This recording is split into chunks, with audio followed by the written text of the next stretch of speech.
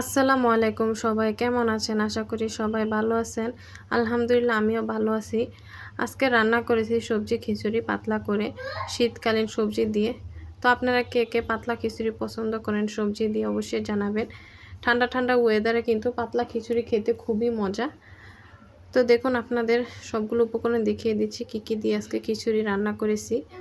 তো প্রথমে আমি ফুলকপি নিয়ে নিয়েছি, তারপর আমি মিষ্টি কুমড়া, টমেটো, আলু, পেঁয়াজ সবগুলো আমি কেটে দিয়ে পরিষ্কার করে নিয়েছি। তারপর আমি নিয়ে নিচ্ছি হচ্ছে মসুর ডাল। মসুর ডালটা কিন্তু একটু বেশি করে দেওয়ার চেষ্টা করবেন। তারপর দিয়ে দিচ্ছি আমি পোলার চাউল।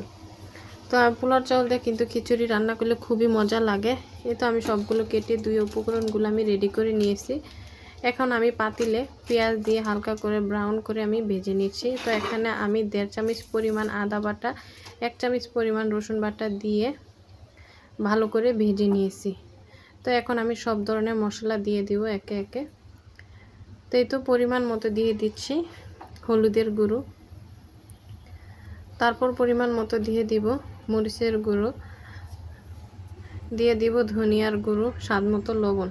সবগুলো উপকরণ দিয়ে আমি ভালো করে একটু নেড়ে চেড়ে অল্প একটু পানি দিয়ে আমি কষিয়ে নেব। ফ্রিজে আমার অল্প একটু গরুর মাংস রান্না করার মশলা ছিল আর 2 টুকরা মাংস ছিল, তো সেটা আমি সাথে দিয়ে দিছি। তো সেটা দিয়ে আমি এখন নেড়ে চেড়ে সব কিছু মিশিয়ে ভালো করে কষিয়ে নেব। তো আগের মাংস তরকারি দিয়ে একটু যদি খিচুড়িতে দেওয়া হয় তাহলে কিন্তু খুবই ভালো লাগে। অবশ্যই আপনারা রান্না করে খাবেন, দেখবেন খেতে কিন্তু খুবই মজা হয়। তো এখন আমার কষানো শেষ হয়েছে, তো আমি সবগুলো সবজি আমি ঢেলে দিচ্ছি, দিয়ে ভালো করে নেড়ে চেড়ে আমি মিশিয়ে নিয়েছি। এই দেখুন সবগুলো কিন্তু আমি মিশিয়ে নিয়েছি। এখন আমি পোলার চাউলটাও দিয়ে দিব।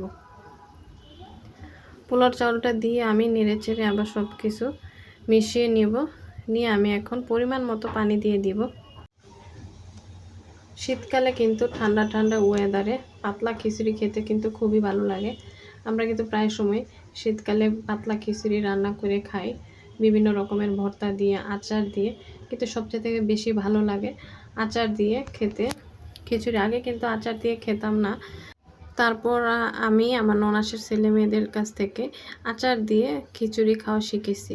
যখন ওরা খেত তখন একদিন টেস্ট করেছিলাম না, তারপর খেয়ে দেখি তো খুবই মজা লাগে। তো আপনারা অবশ্যই খেয়ে দেখবেন, খুবই ভালো লাগে। এই তো দেখুন দেখতে দেখতে আমার খিচুড়িটা হয়ে গেছে। আরেকটু জাল করে নেব, আরেকটু পানিটা শুকিয়ে নেব। তো সবজিটাও কিন্তু আমার একদম পরিপূর্ণ সিদ্ধ হয়ে গেছে।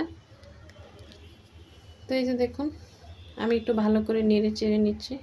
তো এখন দেখতে দেখতে আমার সবজির খিচুড়িটাও হয়ে গেছে। আমি কিন্তু ধনিয়া পাতা দিয়ে দিছি। তো আমি কিন্তু আপনাদের জিরার গুঁড়াটা দিয়েছিলাম, তো এটা দেখাতে পারিনি। তো ভিডিও ক্লিপটা আর কি নেওয়ার মনে ছিল না।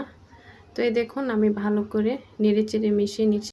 তো আমি লবণটাও কিন্তু টেস্ট করে নিয়েছি। তো রুটি বানিয়েছি আমার শ্বশুরের জন্য, ওনার হচ্ছে ডায়াবেটিক্স। উনি কিন্তু সকালে এবং রাতে খিচুড়ি বা ভাত কিছুই খায় না, উনি রুটি খায় 2 বেলা।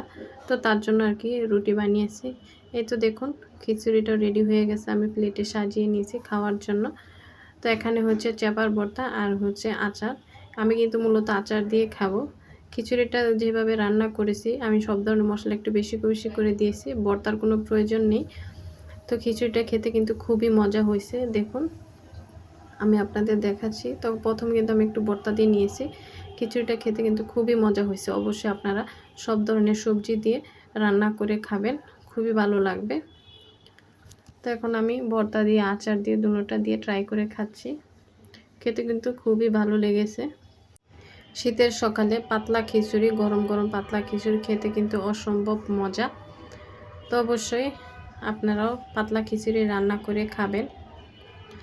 তো আমার ভিডিওটি যদি ভালো লেগে থাকে অবশ্যই লাইক, কমেন্ট, শেয়ার করবেন এবং আমাদের জন্য সবাই দোয়া করবেন। আল্লাহ হাফেজ সবাইকে।